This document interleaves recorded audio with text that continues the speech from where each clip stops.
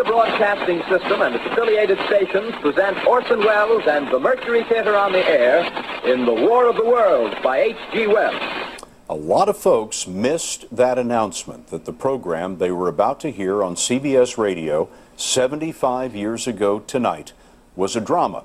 What they did here touched off Halloween Eve panic and made a star of a 23-year-old director.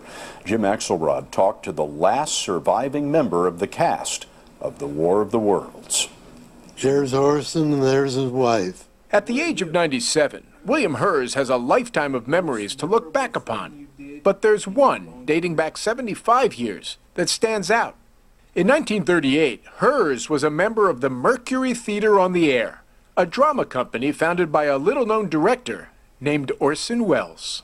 We know now that in the early years of the 20th century, this world was being watched closely by intelligences greater than man's. He was a brilliant, wonderful, impossible human being. The Mercury Players broadcast on CBS Radio.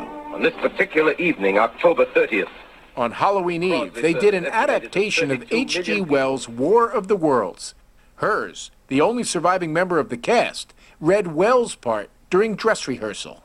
I really thought it was pretty far out and that people would not respond to it. Ladies and gentlemen, we interrupt our program of dance music. Hers couldn't have been more wrong. Langham Field, Virginia. Scouting planes report 3 Martian machines visible above treetops, moving north toward Somerville with population fleeing ahead of them. During the broadcast, outside, policemen were coming. They were told on radio that the Martians were coming. The Martians were coming. Well, they didn't come. The next day, newspapers were filled with stories of the chaos, and a stunned Wells was forced to address the critics.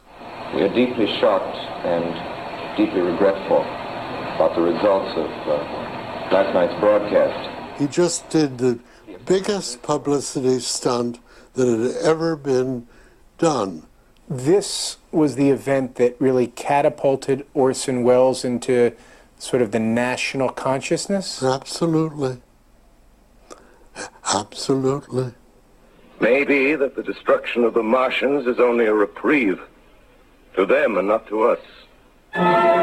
It may be hard to believe in our image-soaked modern world of Twitter and Instagram. There was a time not too long ago when people could imagine horror for themselves, and proving that the good old days were not always better. Jim Axelrod, CBS News.